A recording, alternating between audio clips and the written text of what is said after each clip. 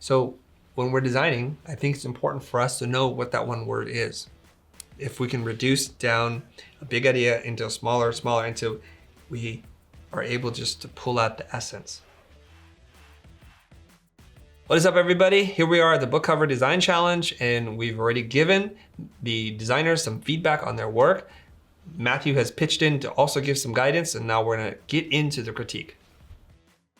So first up, we have Maitreyee, and she's done 3 covers. And to remind everybody what we're doing here is we're doing book covers for classic literature, and we wanna make sure that there's a house style. So there has to be unifying elements. Now, a couple of things that we didn't talk about before, but I wanna make sure I communicate that to our audience today. A book cover is an introduction, and it's you giving visuals to stories.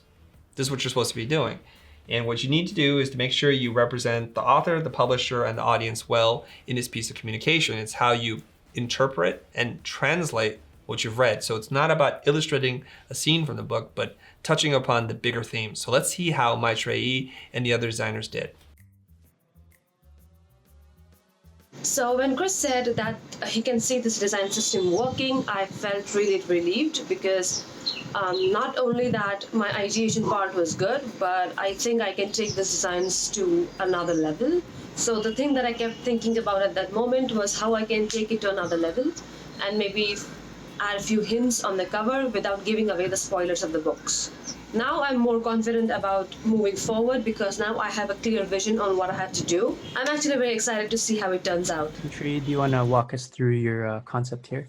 Yeah, so I took 3 books that I really love because they have amazing storytelling storylines. So The Hobbit, The Christmas Carol, and the Dracula they're not all fictional, but they have amazing storylines. So that's why many people gravitate towards it. I wanted to try a minimalistic layered style illustration to convey the key elements of the story. My thoughts here is I think your design system is very tight. Okay. They all look very cohesive, right? If these were on the shelves, I could see 20 more of these all in the same way, where you have the main character and some kind of landscape. It seems like that's the reoccurring design system here. I feel like the themes of the book aren't necessarily coming through. I feel like this is very obvious in terms of here's the character, here's the scene, but what else? So for me as a viewer, as we were looking at with Anastasia's, is like she has a very well thought out concept, but she gave me too much. Whereas like if you just took away a few pieces, then I think it might be a little bit more interesting. And I'm feeling the same way here, but where I'm having a challenge is like, I'm not sure what the clear concept is outside of the design system. The system is good, but what is the concept for each of these covers? Like, what is that little aha moment? Like, what is the little magic trick? Yeah. This is fine. This will work as a system, a design system. And even if you try a bunch of stuff and you're like, you know what, this is terrible, I've gotten nowhere, you could just present this and it will be fine, and Chris will have things to say about this. But I think there's a great opportunity to explore positive and negative. And one example of that is, let's see, I think it's the Dark Knight poster. If you're looking at this image, we are at the base, we're on the bottom of the city, and you're looking up and you're seeing all these buildings crumble. But as the buildings are crumble, you see that the positive space from the sky is actually creating the Batman symbol. Yeah. So that's like one of those clever moments where they're combining something like the environment and they're playing with the silhouettes and playing with the positive and negative in a clever way. So that could be how you're doing the teeth here for the Hobbit. Mm-hmm. I'm gonna do my best to walk you through the thought process in terms of how I'm looking at the work. The first thing is I'm just gonna pretend I don't know anything about this story, and I'm going to read the images in terms of what I see. So I'm gonna say that like I'm an idiot. I'm just gonna tell you what I see. So for A Christmas Carol, I see a clock tower, some decrepit old looking hand with some fingernails that are like overgrown. I see a crescent moon in the background, or what I believe to be a crescent moon, and a snowflake. What I'm trying to do is I'm trying to look at this, and it's a visual puzzle I'm trying to solve. I'm wondering what the designer's intent, the creator's intent was, and what they're trying to tell me. There's an element of time, perhaps a changing of seasons, or at least winter. I see the moon in maybe different phases, and I'm not quite sure the hand, why it's tied to the clock tower. I'm not quite sure. I think individually the components are pretty interesting. Together, I'm not sure what it's saying. I'm not sure all these components are adding up. So when I'm searching for an idea and I can't figure it out, after a certain period of time, I just give up. And I'm not sure I see it. Now, we don't want to fall into the trap of, well, let's hear what the designers have to say, because when you walk in a bookstore or when you're browsing for books on Amazon, sadly, the designer can't be there to explain to every potential customer what it is that they're thinking. So design, like typography, is thought made visual, and we have to kind of rely on what is made visual right now, not what you say or what you're thinking or your intent even. So that's why I don't spend too much time trying to listen to what people have to say to justify their design. I hope that sparks something in you and in terms of how you think about book covers and how you can interpret the story and how you can combine different visual elements to communicate the story. Let's move on to the next person. So I just saw the critic video, and yeah, I think I screwed it up, huh? I actually concentrate more on objects than the concept, and sometimes I feel that I've got the concept, but then again I'm designing the objects. I discussed this thing with Matthew, and that's what made me actually aware of it, that hey, I've been actually concentrating on objects than the concept, and that shouldn't be it. So I think that this is a big takeaway for me. So the thing that I've learned being on this show is not to defend your designs that much that it turns into an ego and you don't learn anything from it. This is such a challenging project that you can spend like months and days and hours on it, and I definitely should have spent more time on concept, and I think I'll keep doing it even if the challenge is over.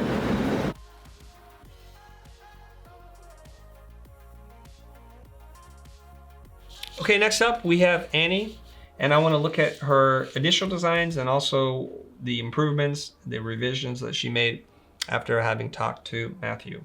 So this is the original design here. Her 3 books are The Catcher in the Rye by J.D. Salinger, Fahrenheit 451 by Ray Bradbury, and The Stranger by Albert Camus. So, that midway check-in was so painful to watch. I was obviously not prepared for that at all. The concepts I created were so surface level compared to how much deeper I dove for the next part of the challenge. I should always trust the process and never rush it, because I definitely skipped a big step when creating concepts for my 3 books, and it definitely showed, and Chris definitely saw. I still don't feel like I quite nailed the designs that I created, but I think they are a huge improvement from the first 3 concepts, and ultimately I'm pretty satisfied with the outcome, but it can always be improved. This was my original mood board when I presented it to Chris. I wanted to play with type and basically have the type be like a riddle to solve and kind of hint at what the theme and the story of the book is. Mm-hmm. So if you click the next page, this was my previous design that I presented, and I realized after meeting Chris that there are very surface level designs and concepts. They were getting somewhere, but I didn't dive deep, and I definitely had to like research more about what the main message and takeaway and themes were. So when I look at your concepts, I think there's a lot of thought that has gone behind it, which you shared, and this is interesting, right? So I think the 2 on the right, The Stranger and Fahrenheit 451 with the slight tweaks, will probably work really well. Catcher in the Rye, again, I understand it conceptually, but it's not obvious enough. I don't know if there is anything from the book, like is there some kind of object that represents the character or something that Holden uses or something that is reoccurring in the book that might come into play here in a subtle way.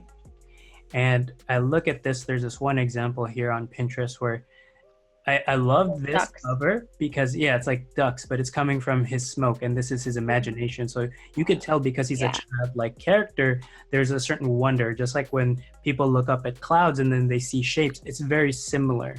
I mean, it could be like, so I'm seeing all these things with Peter Pan and I know it's irrelevant in terms of seeing these kids fly, but then it brings me back to the cover we're looking at where he's smoking and then he sees the ducks flying. Yeah. Like, is there something with the typography where the typography is taking off?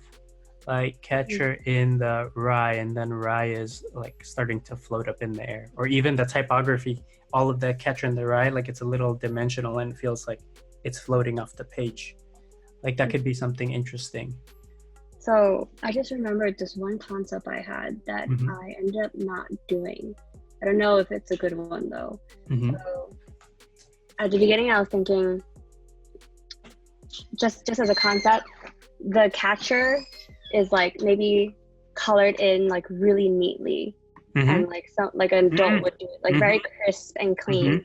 And then like say the other half, like in the Rye, is like just like a kid has like colored it in, and like it's like super messy, it's out of the lines and maybe colorful.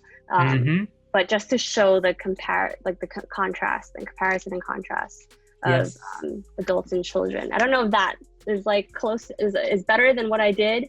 But I was just worried like that might not go with the rest of the design system, which is why I didn't do it. So, but now that's a very strong concept, the idea of coloring outside of the lines.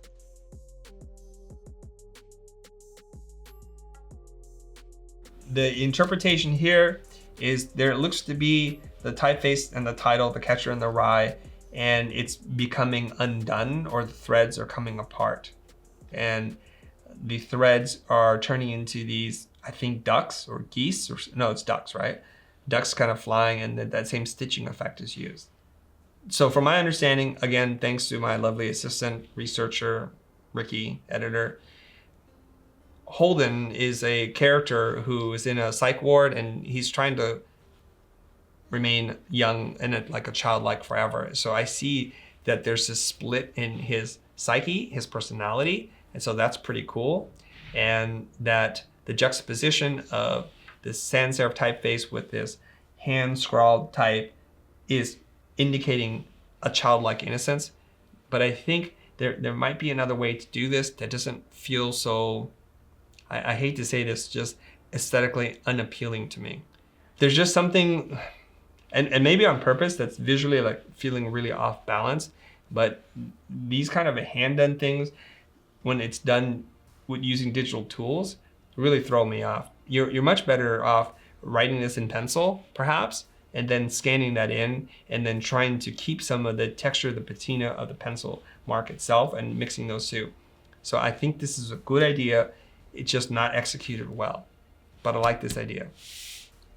This one, I totally get the thinking in terms of like something unraveling here, I think, but the execution again falls a little bit short for me. So kudos to you for coming up with two interesting ideas on what I think are very difficult ideas to communicate to people. But in this instance here, I would have loved it if you had actually taken the type and make it fall apart and illustrate that in a much more convincing way. It does appear to me right now that you've taken the typeface and have filled it in with lines, and where it falls apart, you just didn't fill it in, as opposed to having it feel like the string itself could be pulled and it's coming apart. I would have liked to have seen that. So if you're talking about The Catcher in the Rye, transferring from density from heavy to medium to light, there's also a weighting issue here, because you'll notice that the word in is heavier than the word the, and this the is thicker than that. So there's some weird things going on here. What you want to just remember is you're leaving clues for the audience to pick up and follow, so we can see patterns. 1, 2, 3. Now you can predict the next number, right? So if you go thin, medium, thick to really thin, I can't predict what's happening next. So it would probably be a little bit more logical if it were thick, medium, thin, and thinness. So I can see the progressions, I know where it's going. Now let me illustrate this idea here. So if you have the word rye, at this part, maybe the string comes apart and these things, so that this transfers over to the bird somehow. So it gets thin and then it gets thicker as we go. I'm not sure, I don't love that these birds feel almost too orderly. I would like to see a little bit more asymmetrical balance here. You can probably put another bird up here. 3 birds are probably enough. Anyways, the idea is to take this and maybe make some of it unravel in an organic way so that they're connected and it feels like it's being pulled apart. What I like to do is to ask our audience, between these 3 designs, which do you prefer in terms of what she did last week or what she did this week? So The Catcher in the Rye, which one do you like, old or new? Fahrenheit 451, old or new? And lastly, The Stranger, old or new? Let us know in the comments below. See if we agree, or we can agree to disagree. So I watched the critique and it seems that Chris didn't get any of my designs. Overall, I feel really frustrated because my first midway check-in was so embarrassing that I couldn't even tell Chris about the takeaway, and so I had hoped that this time I would be able to proudly tell him how much research I did and how deep I dug into each of these books.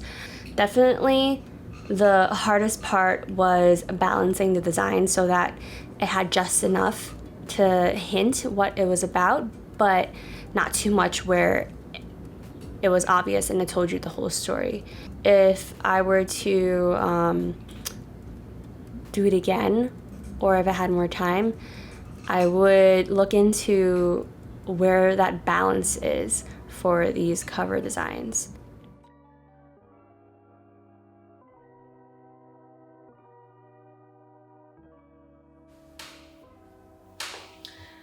I was really hoping that I was almost done with this book design project.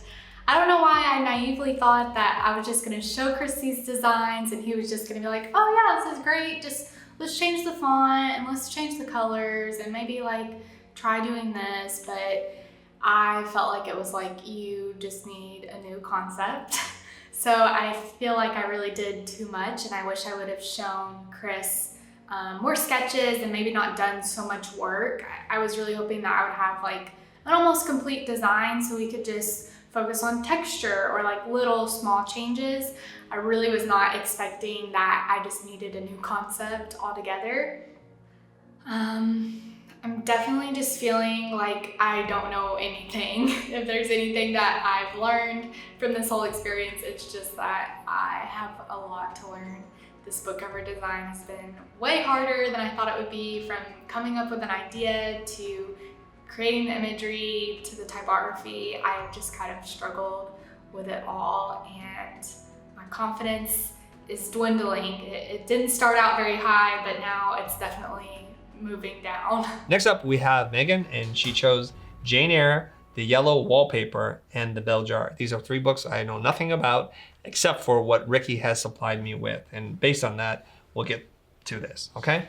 First up, let's just look at this and take it in. There is a consistent thing that's happening in all 3 images. They do feel like they're part of a family. There's some interesting typesetting going on and a color palette that unifies it, so we've accomplished that. I'm starting to realize how difficult this is for designers to design not only 1 book cover, but to do 3. That, especially if this is not your forte, it can be very daunting to do 3 conceptual images. That's the bar I'm hoping for. We just to remind everybody, we had said you're not allowed to use photography unless you take it yourself, and you need to make your own elements, right? So in this case, this is Meghan shooting herself, and I thought she did a really great job, great lighting, and really just a strong silhouette, and these are good profiles that she's building. So good choice, good eye on the photography there. And the theme is there are 3 elements placed over each woman's head to try to represent something from the story. And so rather than me getting too deep into the conceptual part, I want to talk about a little bit more about the formal qualities of what I'm seeing. So here, there's a bird cage, and it looks like it's containing or trapping her thinking. And so there's an idea there. I like that. The yellow wallpaper, which I understand is kind of pseudo horror fantasy, something strange, surreal happening in the story.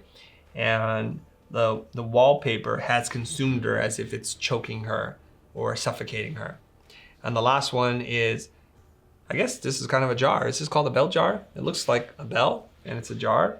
And usually these jars are used to protect something delicate. It could be food or other items, okay? So there we are. So there's an assumption here made about each one of these images, okay? Here's an exercise. Let's try to switch gears and try to do this. If you were to guess the idea of each one of these concepts as a one-word idea, what would you guess? So when we're designing, I think it's important for us to know what that one word is. If we can reduce down a big idea into a smaller, until we are able just to pull out the essence. Jane Eyre, I think, to me, is about conforming to expectations of what society wants of women in a heavily patriarchal dominated society.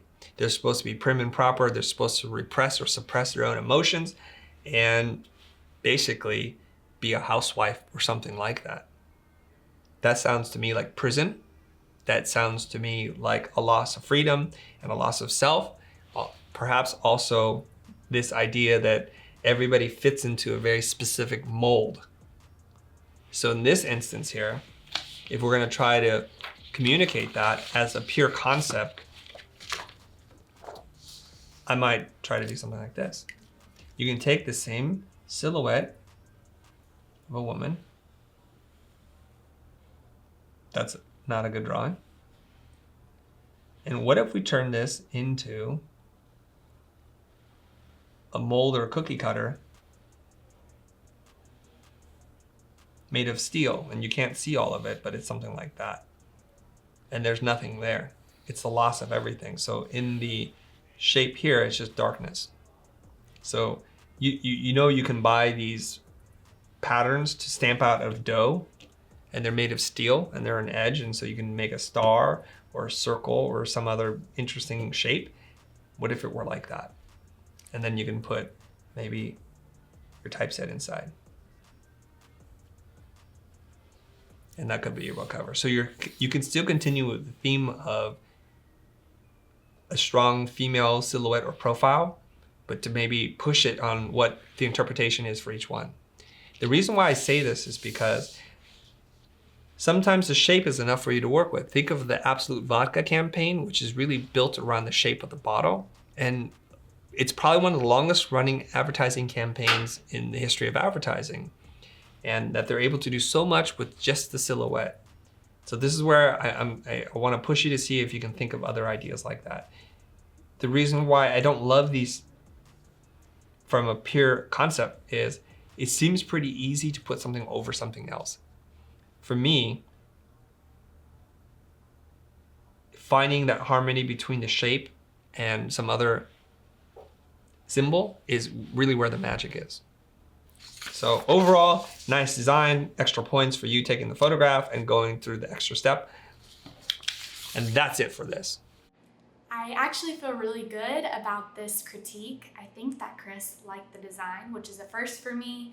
I know in the package design challenge, a lot of people said that Chris was too harsh in his critique. And I think in this one, people are gonna say he was too easy on us. So you truly cannot win, Chris. I think overall, I relied a little bit too much on photography, and it wasn't from a lack of trying. I really did try to illustrate a bunch of different concepts, and my illustration skills and my rendering skills just aren't quite there. So a lot of ideas that I had, like using a silhouette, they just looked a little cheesy to me, or they didn't communicate the overall mood that I really wanted to convey with each of my book covers. But I think that I really need to push myself conceptually, like each critique that we receive from Chris. I think that's the lesson, is just to push things a little bit further and reduce your ideas to something really concise and say the most with the least.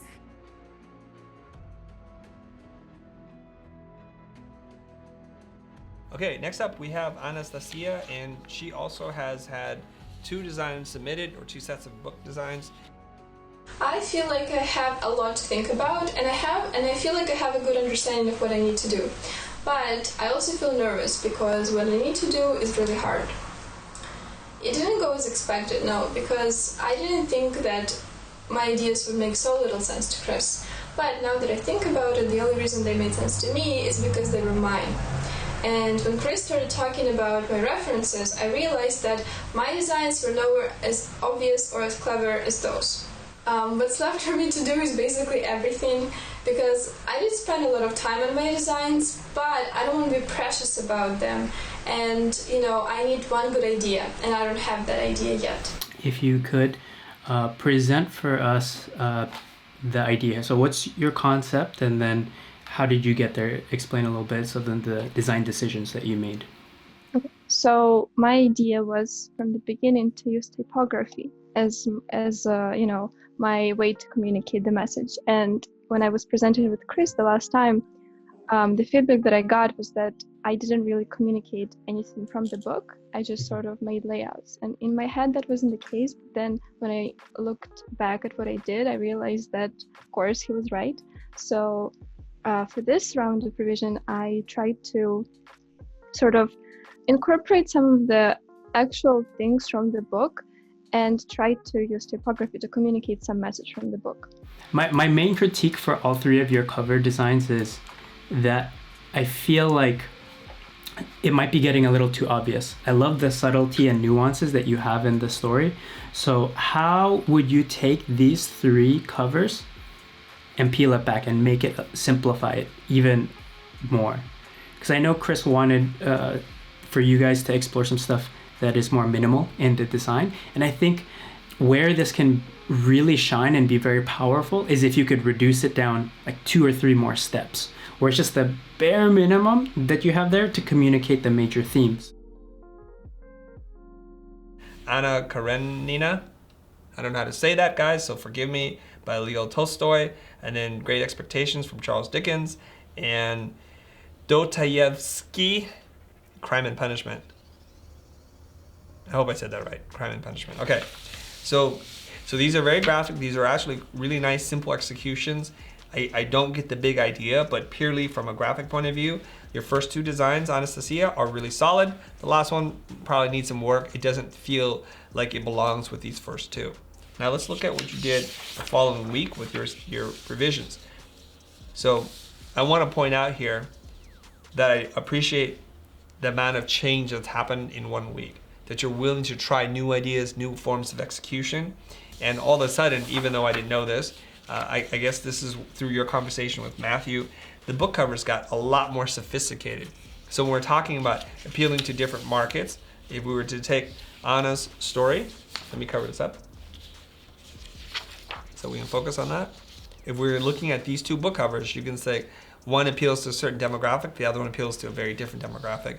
And probably just the vibe is this is more serious, and there's an element of something that's being defocused. So photography is introduced into this, and I think it adds a certain richness to it. I like the graphic beauty of the first set. I also like the sophistication of the second set, and the addition of photography element and the rendering of it starts to make it feel a little bit more appropriate for what these books are. And in both instances, they do feel like a family. This one's starting to feel a little foreign to me. I don't know why.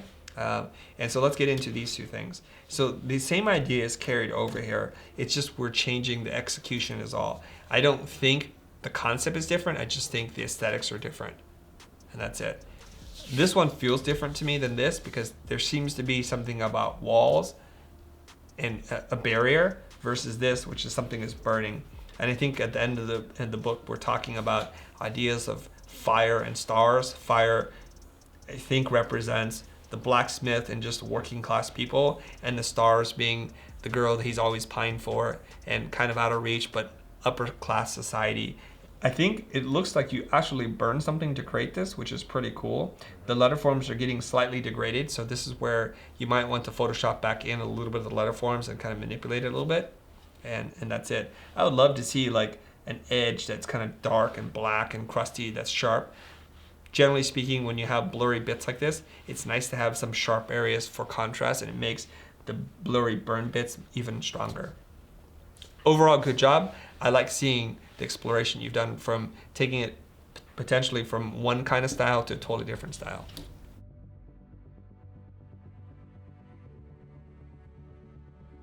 Next up, we have Monika's work, and Monika was only able to complete 2 book covers. Not good, not good. But we'll get beyond that, okay? Life happens, and I'm sure other things are happening in our life, but I want to point that out. We're gonna move on. So Monika chose Romeo and Juliet, written by William Shakespeare, of course, and Herman Melville, Moby Dick. So let's take a look at these two. From a design point of view, they do feel like they belong in the same family. These are low contrast, pastel-y designs, which make them feel connected, but at the same time, they're gonna disappear. They're gonna disappear on the bookshelf, and you want to have some contrast there. And how can you do that? Make sure you have white and black in your design. So if you just took one of the characters, the silhouette, one element, and put a little bit of black in there, I think it would give it the kind of contrast and the bite that we need. Design needs to jump off the shelf so that you can see it and you can take notice of it. Now I'm gonna take a step back. Like, what am I seeing here? And the way that you presented this allows me to see the front, the spine, and the back. So I figure there must be some kind of story where I see the cover, I go to the back, and it creates some kind of story. And that would have been a really interesting execution because 2 families are pulled apart. Think about that. 2 families are pulled apart because of the hatred towards each other. So you could actually use the book itself in the way that it opens to tell a story. What do I mean by that? So I'm going to draw now next to this, okay? How can we do that? Okay, so if you have a book cover, looks like this. If we design it that it opens, I'm wondering if there's an embrace or a hand that gets torn apart. And if you see it cover to cover, and that action may or may not make sense. Let's say this is an arm, and there's a hand here, and let's just say that that's Romeo's hand and his costume, whatever it is, and then we have Juliet's dress and her hand, star-crossed lovers that they are. And so when you close the book, we're not quite sure what's happening. But when we look at it from the opposite of the spine side, where the page is open, we can see the 2 hands. When we pull it apart, the story begins. So that might be an idea where you actually use the form of the book itself to communicate an idea. Outside of that, I'm not getting a lot of design element or concept in here. I'm seeing here that Romeo's holding a rose, and so is Juliet. And it reminds me of this poster. Let me see if I can find it for you. That I saw for Beauty and the Beast. How do I open this all the way up? Okay, so Beauty and the Beast. This is a beautiful design. And I'll tell you why. If you look at this design, you can see that on first glance, it's a rose. And we've seen thousands of roses. And roses, for a lot of people, communicate romantic relationship. You don't send a rose to your grandmother. That's kind of weird, all right? So it implies that. And what you see here, which is really beautifully done, one of the coolest concepts I've seen is one of the petals of the rose, there's a shape that's missing out of it, and it's a silhouette of the beast with his horn and his beard and his nose. And in the silhouette, in the petals that's also kind of bent backwards, we also see Belle's face, Beauty. And it's really, really cool. So some people only see the rose, some people only see the beast, and then some people only see Beauty, but some people see all of it. And it's kind of nice that the deeper you go, the more you're rewarded. So when we talk about a visual puzzle, that's what I'm talking about. That as I dive deeper, I'm like, and it creates a feeling in your mind, that aha moment, the light bulb goes off and you're thinking, really smart concept. Really smart. Here, I'm diving deeper and deeper and I don't see anything. I don't know that there's anything more to know than what I see here. And there's some weird shape here. I don't know what those shapes are, what they represent. Ricky's telling me that there's two skulls stacked upside down and they're flipped, but the contrast is so low in them that I can barely see it. I'm not sure how many people would have the patience to stare at this and try to decipher it and figure it out. Maybe that's on purpose, that you don't really want to communicate to everybody that fast, that there's death involved, even though the story of Romeo and Juliet is pretty well known. When I talk about finding that elegant overlap, this is not exactly what I'm talking about. I think of the two covers that you made, the second one for Moby Dick is more successful than the first. I would have loved to see how far you could have pushed this and what you could have come up with. That's all I have for you. Thanks for doing this. I'm a bit confused about the critique as it was quite subjective, which I was really surprised about. Since the books are well known, I made the concepts quite easy to understand. Romeo and Juliet is all about separation. Separation of family, separation eventually by death. And this concept is emphasized by the spine of the book separating both characters. However, the only remaining element that connects both of them is the rose, which is a symbol of love. I personally cannot understand the hand concept that Chris sketched because I see no story in there, which he did require, and I'd be really confused if I saw it on a shelf. As for Moby Dick, it is a story about obsession, the sailor's obsession with the whale, and this is what I focused on. I had no interest in adding a boat, a harpoon, a net, maybe crew members, simply because it's not the boat that mattered. The boat is simply a tool. Had the story happened on land, I doubt that anyone would consider adding a car.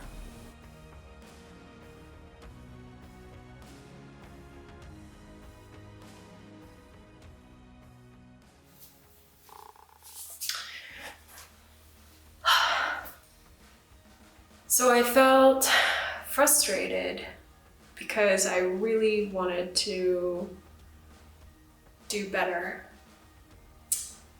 That being said, I also know that learning and going through that curve is just part of the process, and it's something that I signed up for. I think I was definitely kind of jumbled up when it came to process, but yeah, I think all of his feedback was really helpful, and I didn't really disagree with any of it. So since I last spoke with Chris and we reviewed the designs that I presented, I've pretty much trashed all of the design work that I did. The only thing that stayed was the choice of books. Like, everything changed. I did a lot more sketching, and yeah, I pretty much just didn't look back because I felt like trying to save the designs that I had presented felt pointless because clearly they did not work. Okay, last but not least, we have Rhea, and she's chosen Romeo and Juliet, Pride and Prejudice, and Lolita. First off, let's talk about the design. I like the graphic simplicity and the use of patterns and this, what do we call this? Hot pink? It's a really nice color, and it's unexpected, and it's used very judiciously throughout the three designs so you don't tire of it. And I also think presenting your books, mostly white books, on that hot pink background really allows the book covers to jump and pop. Imagine if she just presented this on white. Maybe some of my feelings towards the contrast and the visual punch that this has might have been totally different. But I can't, because now I've seen it on pink and it's a good way to present. So tip and a note for all of you guys is sometimes the design lacks contrast, put contrast in the background and that'll help you. I think there's something funny and quirky about the way you draw that I think is a very unique style, all your own, and so I like it. Some things I like drawn better than others, where it feels like it's your style, and some things less. So when you draw the hands here, for some reason, you chose to do very straight lines for the fingers, where everything else has kind of a funky, chunky little thing, and I would encourage you to do that. That would make it more consistent with what else you're doing here. I'm not sure if there's anything else to say about this. This is a really interesting form. The proportion of the head is very large to the neck and the body. He hardly has any neck, but I'm just feeling it's a good style.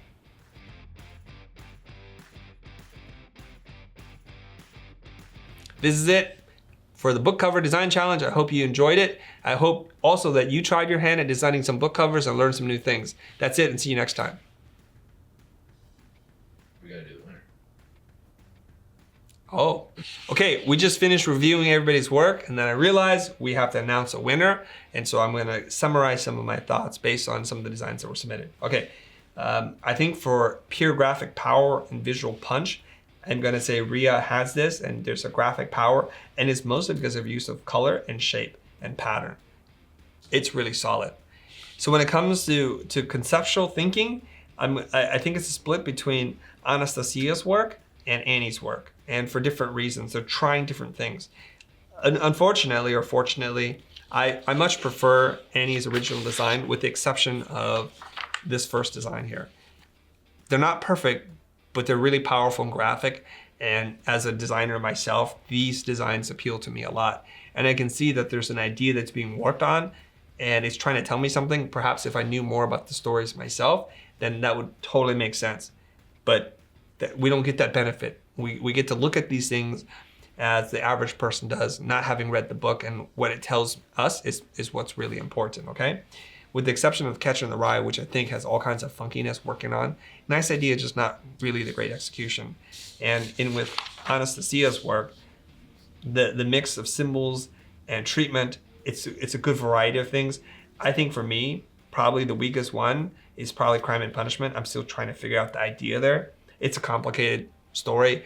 Salvation through confession, dealing with guilt and murder. I think there's a lot more we could have done with this that you could have communicated versus, I think, the whole prison idea. I get it, it makes sense, Crime and Punishment, but there's got to be a little bit more, because most of the times it seems like he's wrestling with his own guilt. Okay, now I have the difficult task of walking away and thinking about what's going to win. Should it be the graphic power? Should it be the combination of design and thinking, or thinking and how sophisticated it looks?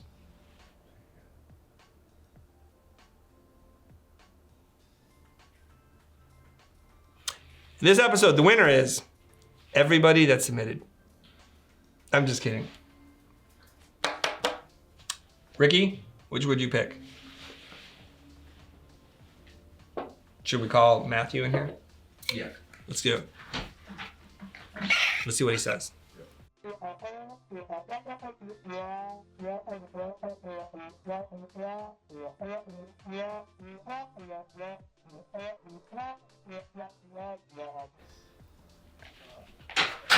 you gotta hold on. That was fun.